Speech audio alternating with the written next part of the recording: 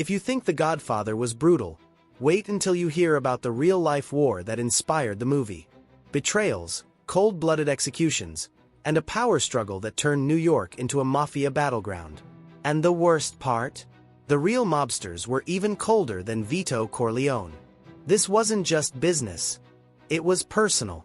Think of a mix between Game of Thrones, Breaking Bad, and Red Dead Redemption. But instead of kings, you have mobsters. Instead of swords, Tommy guns. And instead of horses, Cadillacs.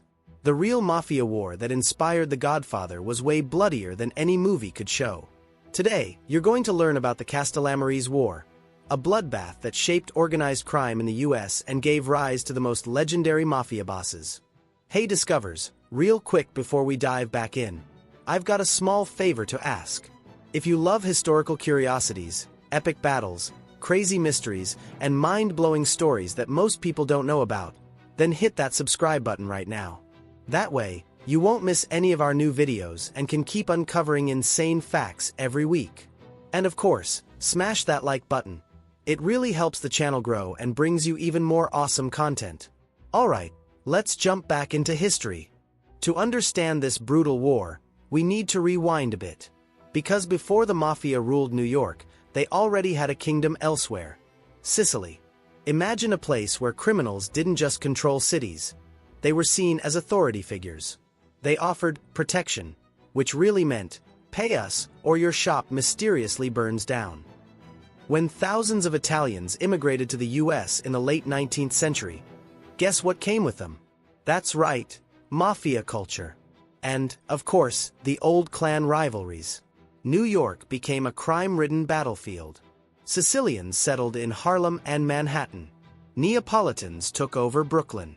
And, as expected, the fight to control the city's underworld began. If you've played Assassin's Creed 2, you know the vibe: conspiracies, factions fighting for control. Except instead of hidden blades, they had Thompson submachine guns and .38 revolvers.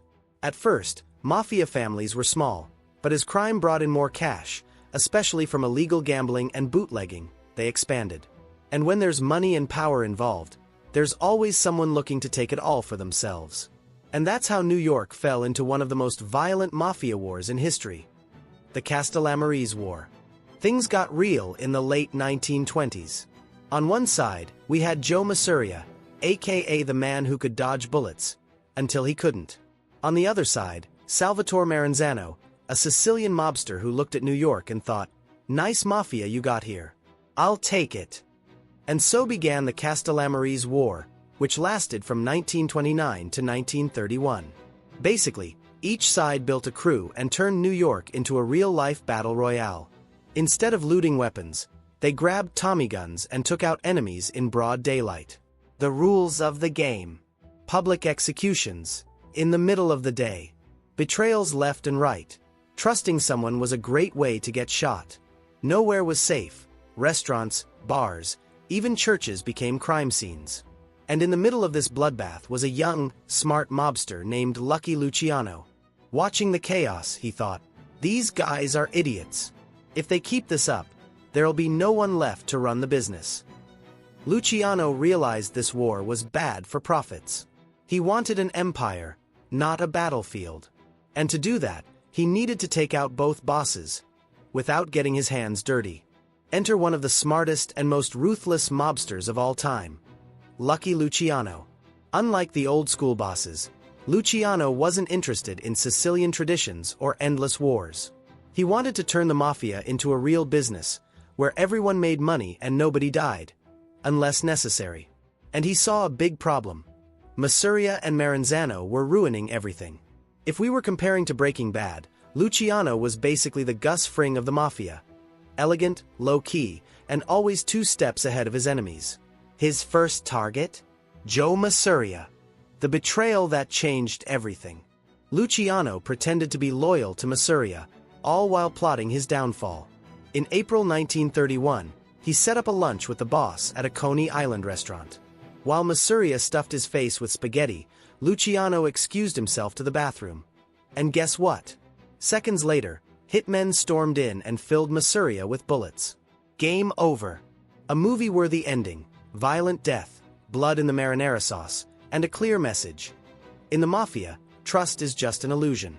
With Mafia out of the way, Luciano had one last obstacle: Maranzano. With Mafia gone, Salvatore Maranzano finally became the king of the New York Mafia. He declared himself Capo di tutti capi, the boss of all bosses, and started restructuring organized crime. Maranzano's plan: create a system to divide power among Mafia families. Establish a clear hierarchy, with bosses, advisors, and soldiers. Keep crime within La Famiglia. No more unnecessary wars. Sounds solid, right? The problem: Maranzano didn't trust Luciano, and was already plotting to have him killed. But there's an old Mafia saying, if you're going to kill someone, do it first. Luciano finds out and strikes first. In September 1931, Maranzano invited Luciano for a meeting. But before he could arrive, Luciano sent his own hitmen. Disguised as government agents, they stormed Maranzano's office and took him out right then and there.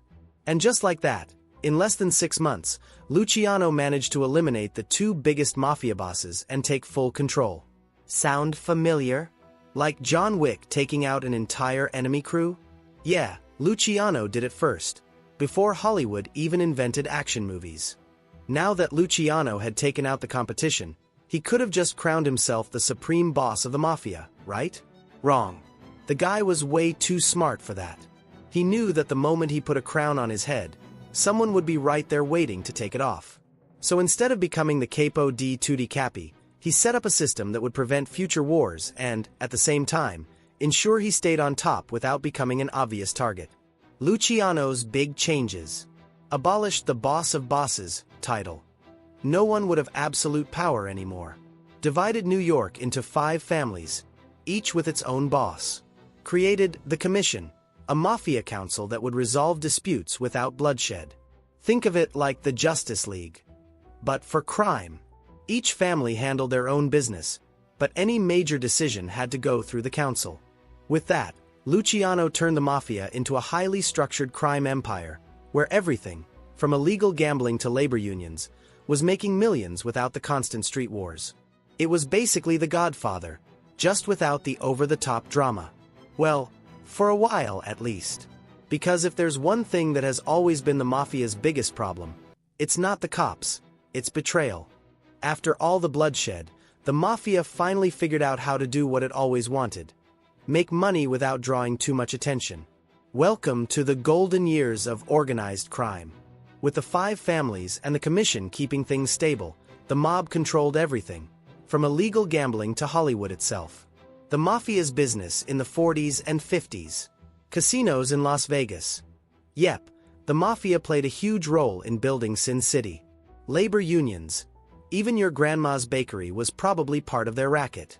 Drug trafficking, a super profitable business, but one that would come back to bite them later. If you've seen Casino, you already know what's up. The mob was making so much money, they literally didn't know where to stash it all. Some guys hid piles of cash inside their walls, others just buried it in the backyard. But like every empire, it all started to crumble eventually. Remember that commission Luciano created to prevent wars? Yeah, that only worked until someone got too greedy. And as the Irishman fans already know, the real problem with the Mafia was never the police. It was the backstabbing. If the Mafia was so powerful, what went wrong? Well, their 2 biggest enemies were pretty familiar: greed and betrayal. By the 70s and 80s, things started spiraling out of control for 2 reasons. The US government finally went all in on taking them down. The Mafia started ratting each other out. RICO law, the government's secret weapon against the mob. The RICO Act made it possible for prosecutors to take down entire crime families by linking bosses to the crimes of their underlings. Translation: they didn't just arrest foot soldiers anymore, they went straight for the bosses. And that's when the FBI went all out on busting the mob. Suddenly, the same bosses who preached loyalty and honor were lining up to snitch on their own people. Omerta, the code of silence. Yeah, that was gone. Facing life sentences, plenty of mobsters did the unthinkable. They flipped and became informants. And the final nail in the coffin? The fall of John Gotti. The John Gotti case, nicknamed the Teflon Don, Gotti kept beating charges left and right. But in 1992, his right-hand man, Sammy the Bull Gravano, decided to spill everything to the FBI. Result: Gotti got life in prison, and the Mafia was never the same again. If The Sopranos showed us the mob trying to adapt to modern times, in real life, they were already in a downward spiral. At the end of the day, the real-life war behind The Godfather was even more brutal than the movies. The Mafia's rise and fall followed a classic script. Starts with absolute power. Then comes the greed. Next up, betrayal. And finally, the empire collapses. Lucky Luciano didn't just revolutionize the Mafia. He turned a bunch of street thugs into a money-making empire. But like every crime organization in history, loyalty was just an illusion, and power never lasts forever. And the craziest part? Even after all that, the Mafia still exists. It's smaller, more low-key, but it's still out there, just without the Hollywood-style shootouts of the old days. So, what do you think? Which mob boss was the smartest? And who was the dumbest? Drop your thoughts in the comments. And don't forget, hit subscribe for more insane stories.